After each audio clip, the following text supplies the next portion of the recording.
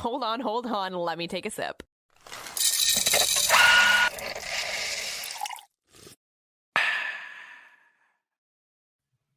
Hey, Friday. Friday.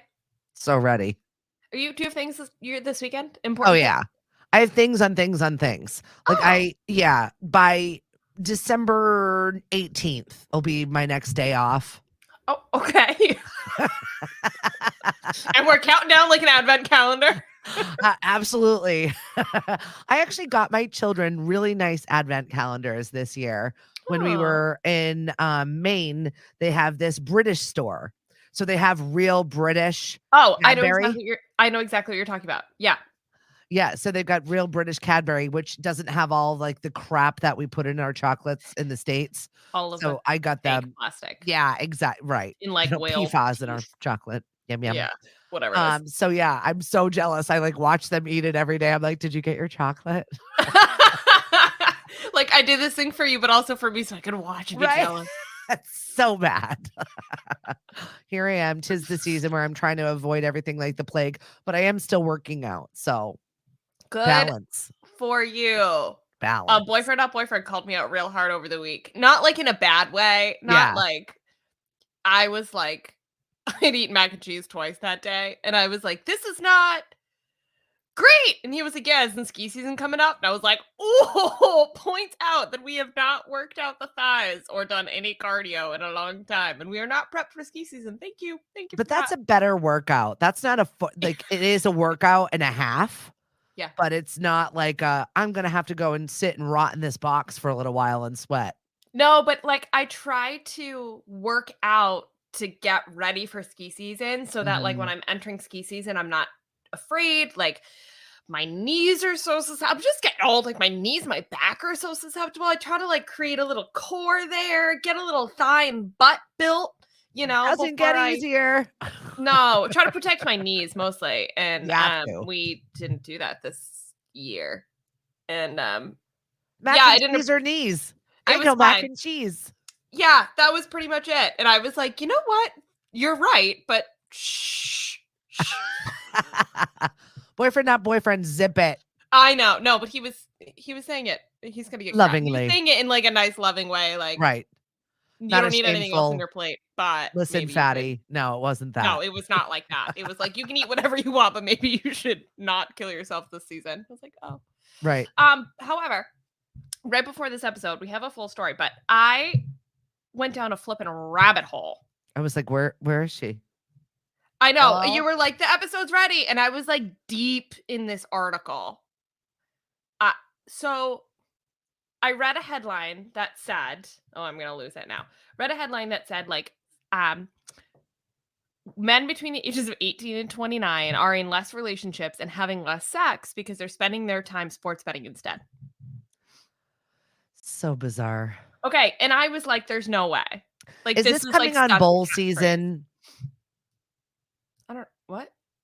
College football. This is usually the time of year, December 18th to January 8th, in which most gentlemen become couch potatoes. And then the sports betting gets even worse because they're betting on dumb shit like the Wasabi Pea Bowl, which is the one we're having here in Massachusetts. It's the Wasabi Fenway Bowl. I don't know anything about There's the Pop Tart. I don't know anything about it. It is going to be bowl season before us. By the way, kudos to the Patriots for a big win yesterday. Who cares? Did we actually win anything? We won. I noticed my face of shock and confusion. It was the game that they moved off of like the primetime game.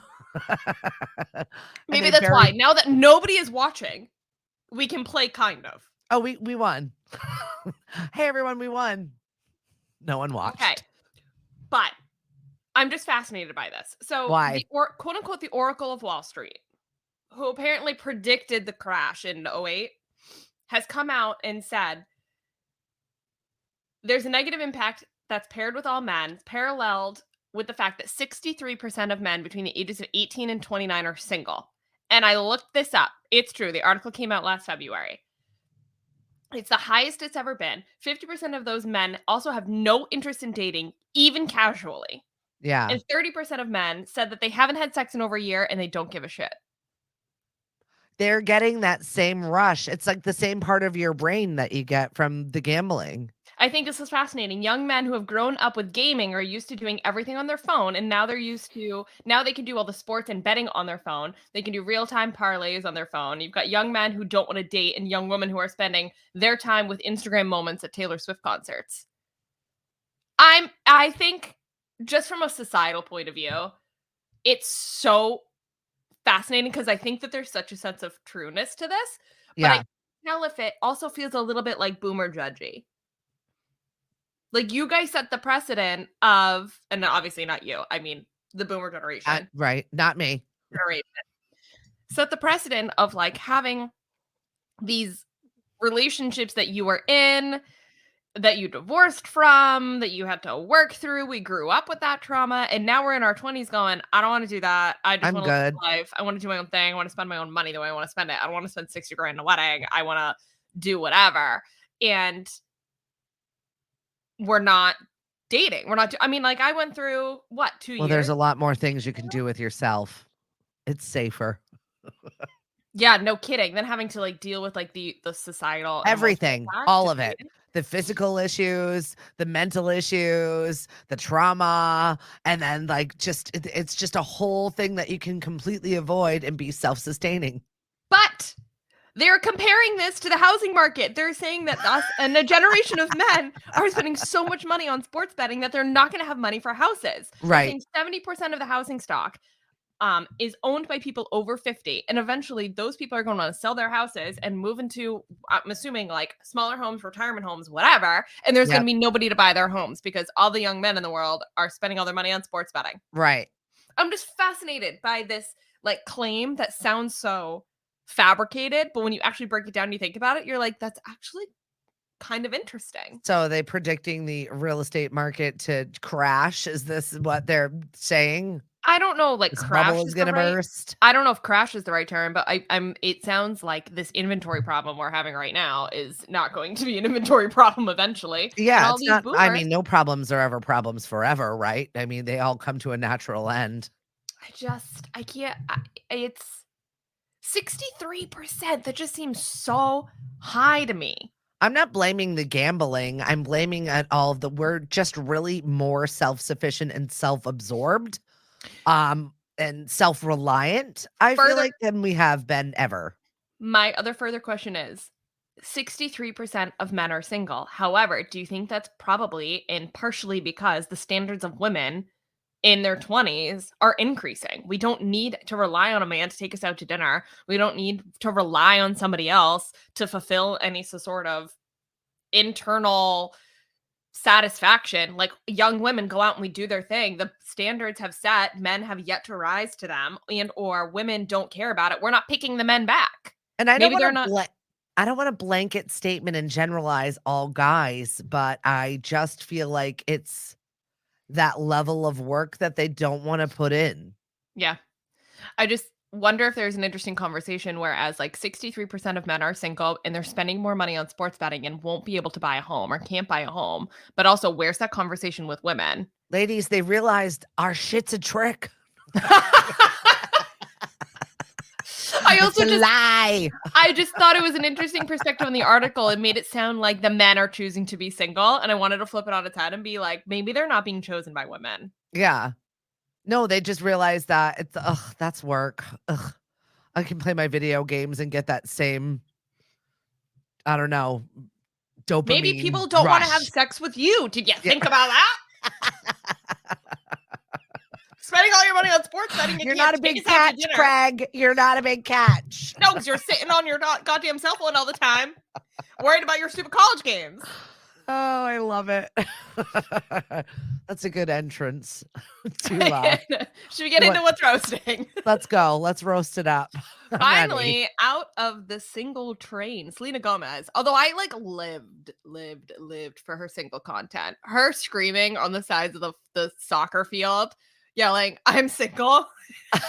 Somebody take me out on a date was like the content the internet didn't know it needed. But apparently she is dating a producer, Benny Blanco. I actually have no idea who that is. He smells. He looks like he smells. To be like, do we know this personally? I know what he looks like. He is in what the hell is that TV show about the fake rapper, but he's actually a real rapper, Lil Dicky. Oh, okay. So Sure. he's in it. He is an actual producer. He is a genius, but he also is like kind of a scrub. He looks like kind of a scrub, but she's been dropping little hints here and there. She like posted a picture with like just the bottom half of his face with her like Yeah. snuggled up to him. And then I love this. She reacted to something on Instagram about him and how they might be rumored dating or something, and she just commented facts. Oh, okay. I was like, okay, I guess that's not a rumor. That is confirmation from the woman herself. So cute. I don't know if she's dating somebody. Like, I kind of love that for her. I think I like that she's dating him only just because he seems super fun. He seems like he's got actual talent, which is Oh no, he totally does. nice. Like he's an actual music genius. The way he puts together stuff is incredible, impeccable. But he's like that out there artist, eclectic. I don't give a shit what people think of me. I think it's a good person for her. Yeah, she needs that. She's so wildly talented in itself. Like, talk about triple threat. But she's I don't know. I feel like her and Taylor, since they are besties in that realm of thing, but they're both like very put together, organized, like on top of their whatever. And then they got these big goofballs that they're dating. I think that's tis true. the season for goofball dudes. I this think is your time, weirdo guys. This is your time. And the other thing I was saying too, like, I think it's such the time for, like, I call them simp men. It's like such a Gen Z term, but like these guys that are obsessed with their women or like willing to go the extra mile or be really affectionate, post on Instagram, like be proud of them, show up to their events, like be that supportive guy. This is 100% the season for that. We're seeing it with Taylor. We're seeing it with Kelsey Ballerini and Chase Stokes. We're seeing it all over with new couples. And I think this is all along those same lines. And I am just here for it. Support it. Want one of my own. Let's go. Yeah, right? Come on, boyfriend, not boyfriend. He's doing great. I wouldn't exactly call him a simp, but he's doing great. Not to be dating you. I understand this. I'm very happy for this. I really am. All right. I'm a hard person to date. He's doing great. Okay. Anyway. Olivia Rodrigo accidentally followed her ex on social media while stalking. This is so funny because it's so relatable. Like, we've all been the girl that goes, just a couple days ago was curious and found one of my exes on Instagram and just searched, like, is he still with that girl? Like, how did that? I wanted to know. I had a conversation with new Tori this week. Oh? So it was college week from the college. And so I had this like really adorable 19, 20 Wait. You said new Tori? Don't for a second think that I am replaceable. I'm sorry. Okay. I definitely see her as somebody that we can add into the mix of that other age bracket. You know what I mean? We need a Gen Zer. Let's go. Where we can get that 20-something mentality of the same stuff. Teach us the terms we are definitely not using, right? Okay. Right? I know. Can you help us along? Help a girl out.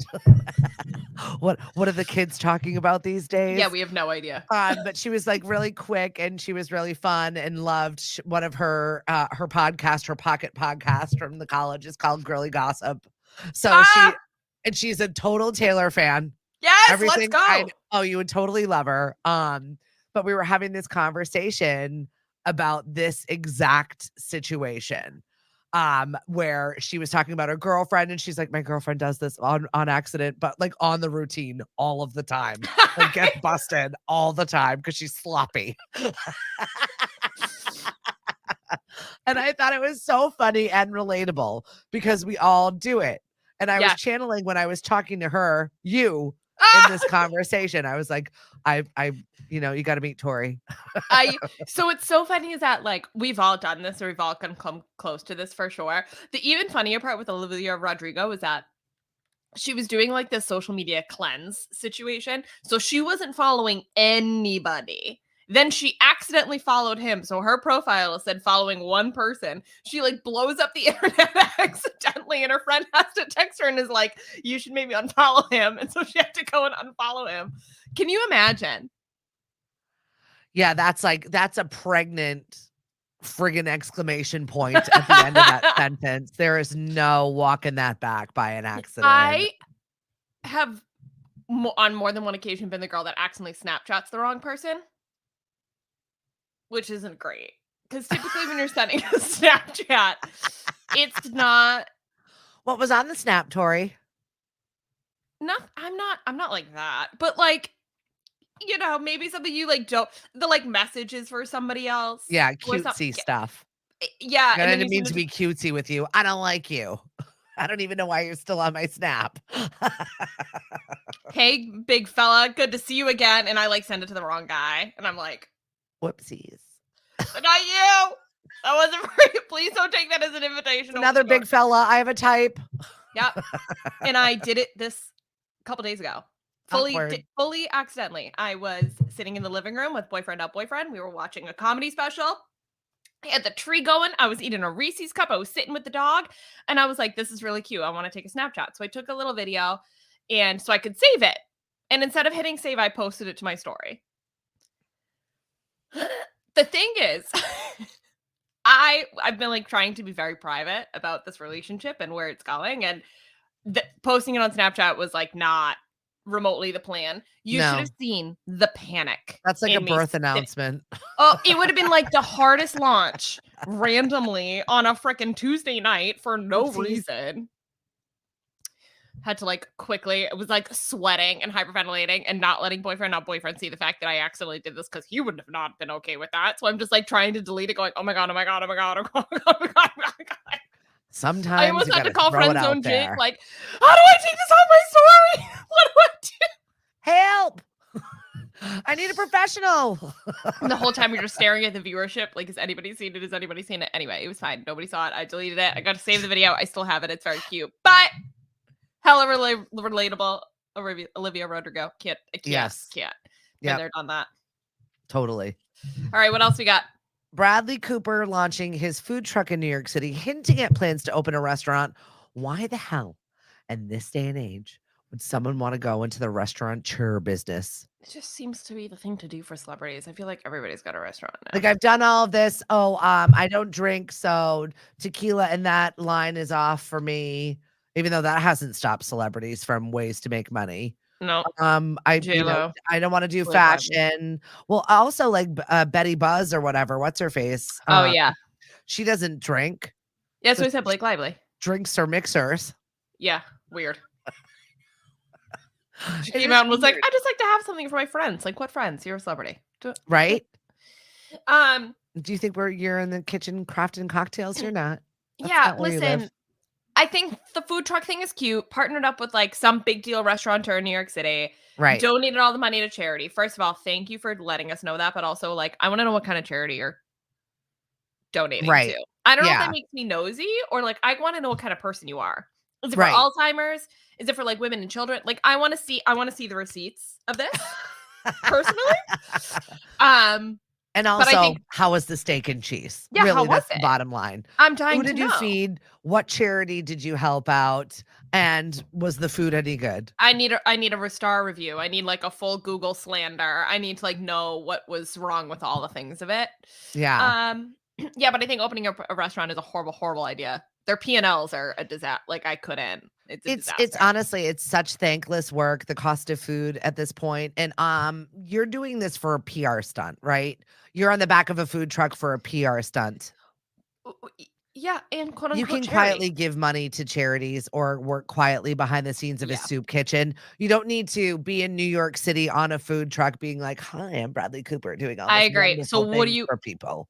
What do you think he's doing? What is he marketing? I don't know. For? What's the goal? What's the end game? Is he doing community service for dumb shit he did? Like, we really don't know. Is he promoting a new movie? Is he moving into some movie about food? Like, is he going to a movie? What did he do? Cheesesteaks? Is he filming a movie in Philly? Like, what are we doing here? Right. Exactly. You know that there's an ulterior motive for this. It's not genuinely wanting to do this, which is why, like, sometimes, and I'm always here for it with the celebrity gossip, but when the machine gets rolling and then people just make this fake narrative for a promotional vehicle, it irritates me when you find out later and then you're like, ugh, That's all it was, to promote your dumb movie. It Yeah. bothers me. There's all kinds of lies been going around the internet, and some of the truths be coming out. We'll get to that a little bit.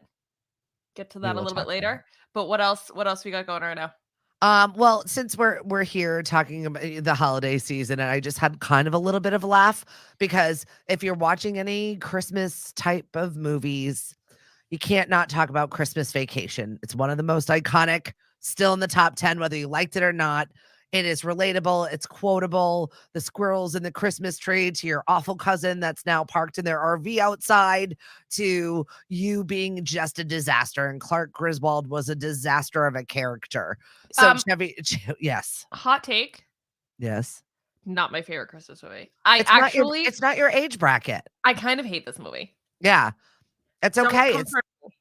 It's not your age bracket. I just find it, every time I try to watch it every year, I just find it so cringy. And I don't. But that's what it is. Like, Yeah, that's the way humor was. It was that physical, safe, and appropriate. I mean, for me, it's like watching The Office because it's so bad and cringe. Office is witty. The Office is funny and witty. This feels like dumb humor. It's not witty. It's not funny. But that's where The Office built from. You know what I mean? So if you're watching the trajectory of comedy. You're telling me Christmas Vacation walked so The Office could run? I feel, yes, I do. I actually do. I feel like it grew up and was like, okay, parts of that are funny, but we need to add some actual comedy to this. Okay. That will, be a little bit cerebral. All right, I didn't mean to interrupt you. Just inserting a personal opinion about everything is my MO. Continue this. Like, I had to interrupt because it's me. Yeah, 100%. Yes. So what happened? But it just made me laugh that he showed up. And so Chevy Chase is 80 years old, right? So he shows up and has children your age.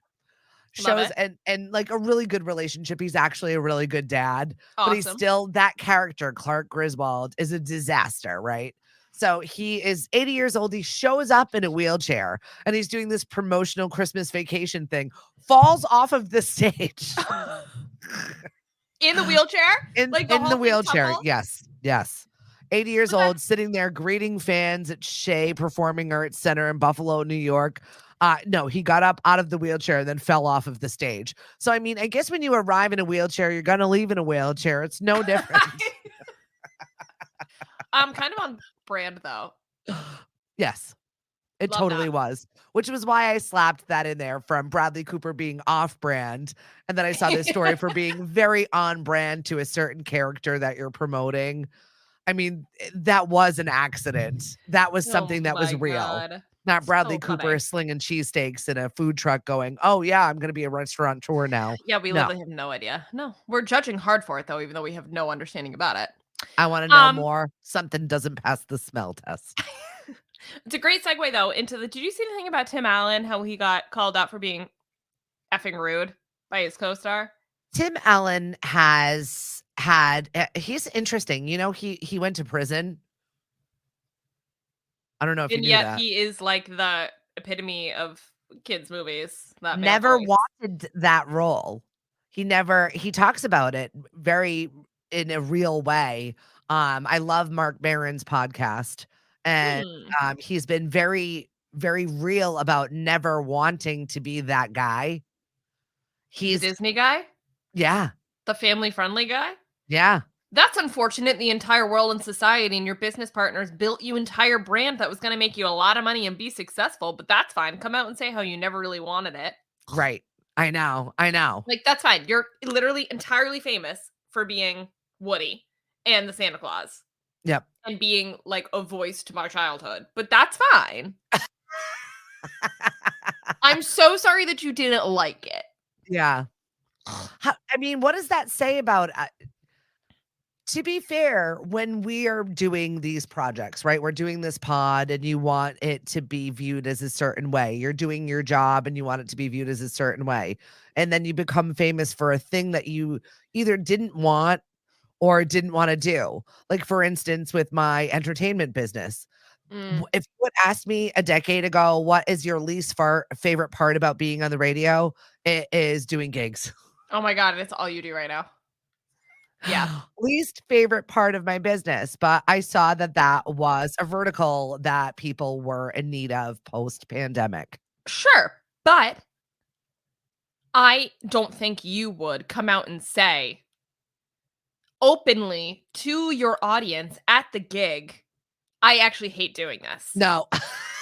That would never happen. Okay, so that's my And point. to be fair, it is the least favorite thing that I do of what I do, but it's not to say that I don't enjoy it in the moment when I'm doing it. I absolutely do. I'm just It's not just on this trend of of people doing that. Like, Robert Pattinson came out and said it about Twilight. Like, screw you. We all love those movies. Don't ruin it. We actually don't right. care. You're not a real human anyway. We all live for Edward. So just shut up.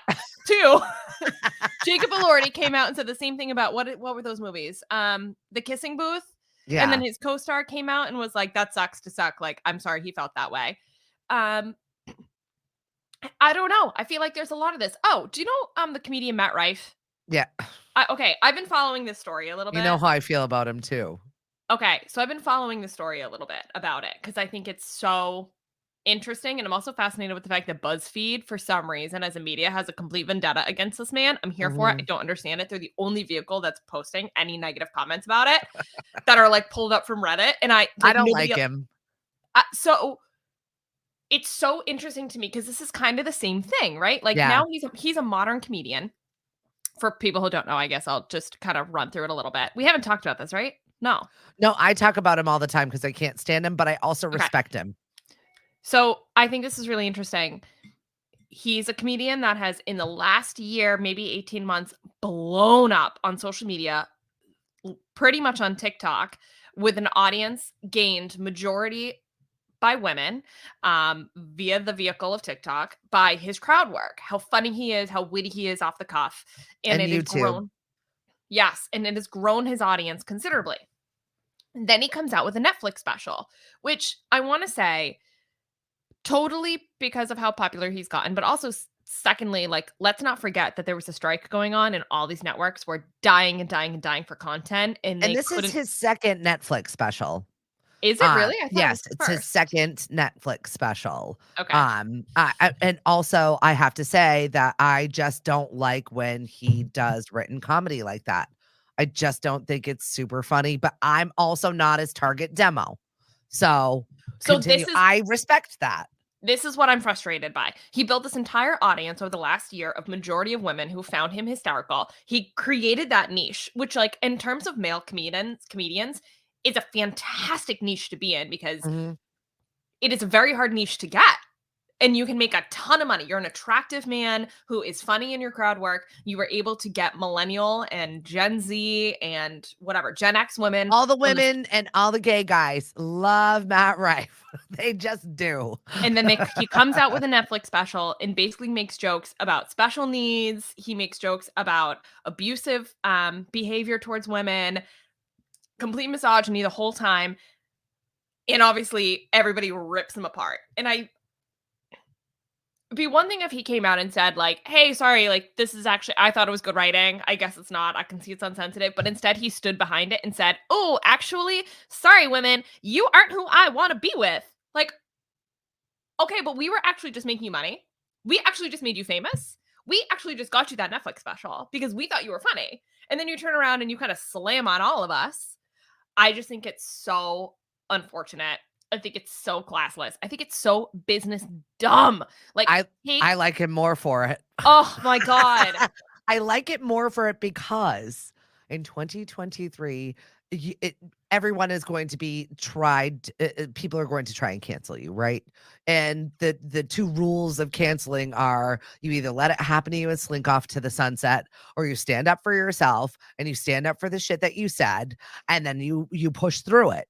Dave Chappelle, Matt Rife. I mean, comedy is unpopular. You're exposing the gross parts of life. That's the way comedy is. Here's my frustration with it. It's not about what he said, because I think what he said is horrible, but I also think it's comedy. Like, you're going to poke fun at what you're going to poke fun at. And truthfully, like, the joke was kind of funny You're when you're always like, going to upset someone. when you're building on those stereotypes, it was kind of funny.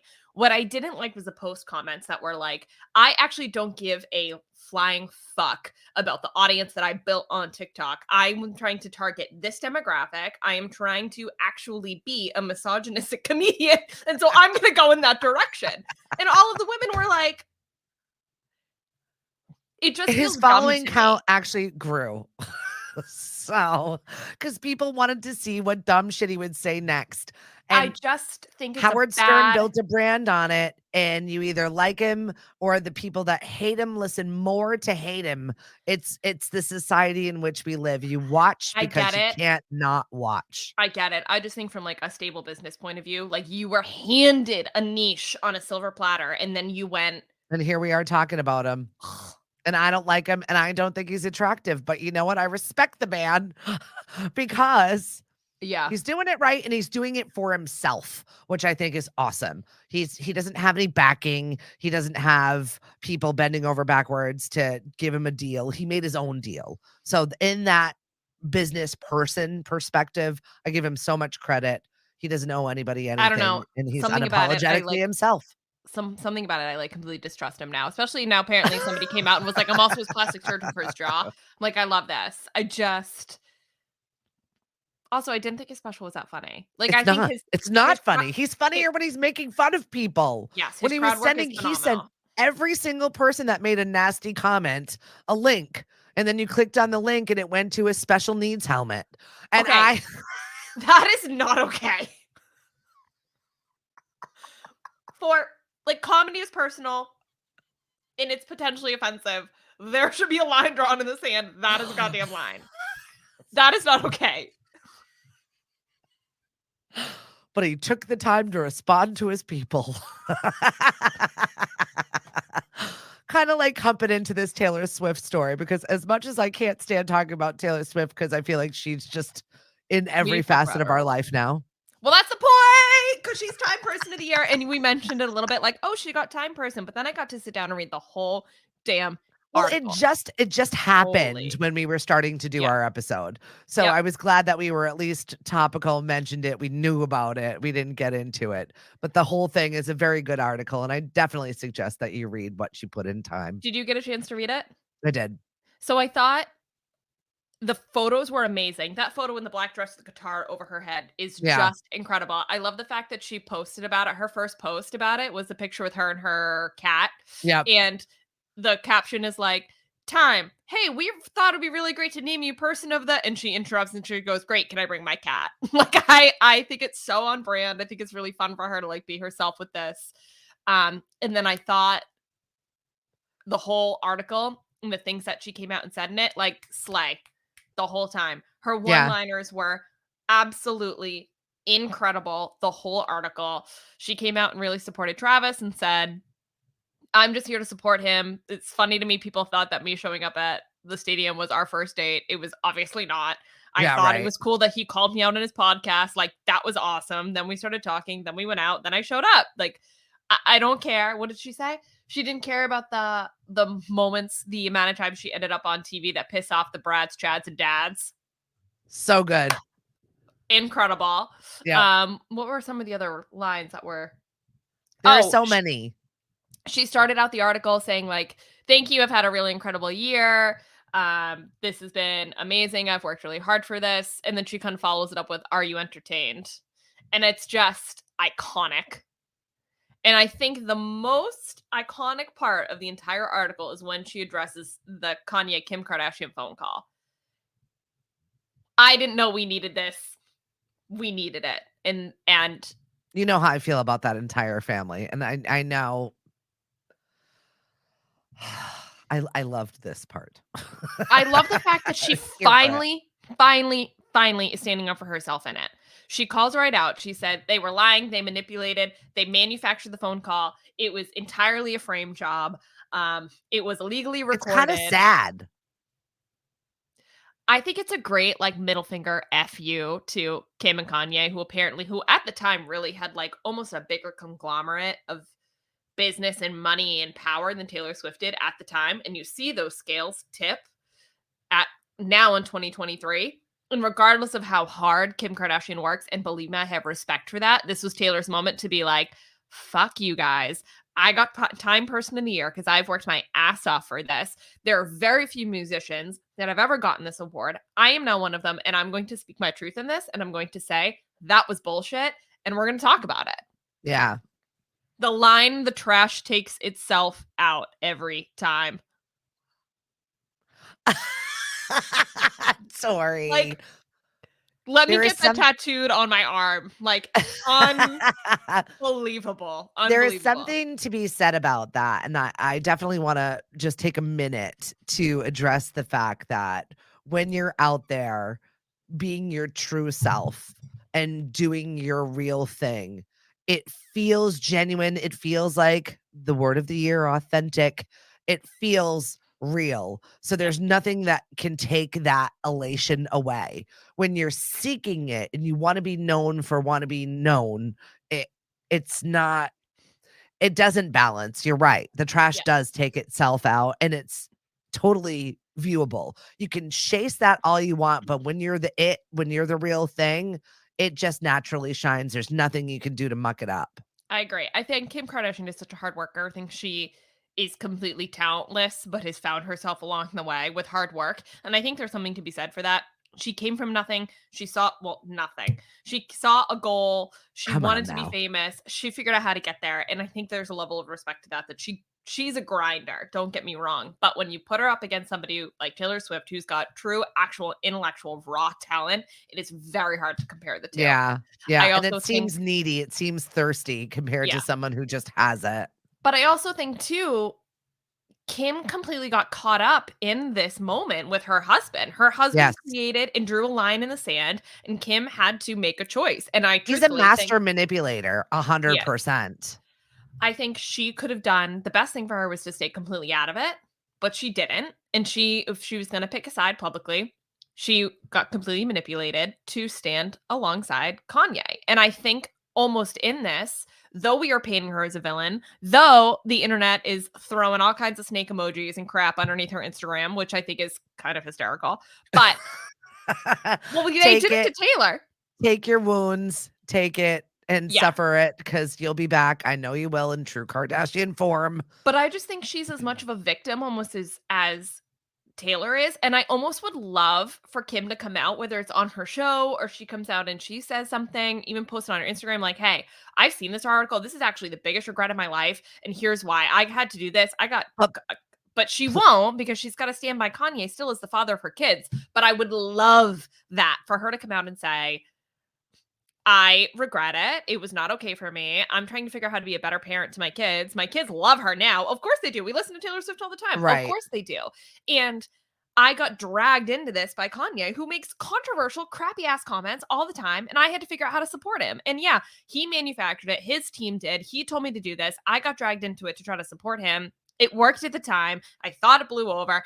What do you know? Of course, she's 2023's Woman of the Year, Person of the Year, whatever it is. And I'm going to stand up and say, yep, shitty on my part. Here's what really happened. I am sorry for that. And just own it. Because like the silence is just not working anymore. That's it. If you can't be canceled, if you're genuine. So that's it. Just stand up. And I think she was genuinely a victim. So talk about it. Yeah. I think the bad guy in this is Kanye. So I do feel a little bit bad. Like, although she created the better self, I feel a little bit bad that she's being made in it, for sure. Well, you did the crime. You do the time. She'll come back. She always will. I also think, too, slightly suspect that this is Taylor's way of opening up the marketing for the Reputation album, because her hair is the same way. She's wearing a lot of black. She's kind of got the same eye makeup situation going on in the article as she does similarly to all the marketing for Reputation. Then she brings up the situation, which is what she kind of sings about a lot on that album. So I think she's like business ahead, forefront, lining up the timing and doing it. So I'm so ready. It's my favorite album. Let's go. We don't have any time for content recommendations, so you're gonna have to. Maybe we'll push it till Monday if we've got something good, but or not. Or not. Get perky with us Monday, Wednesday, and Friday. Follow us on Facebook, Twitter, and Instagram. The First Shot Morning Show. The First Shot Morning Show is produced by Lemonadio. When life gives you lemons, make radio. We encourage everyone to listen happier.com.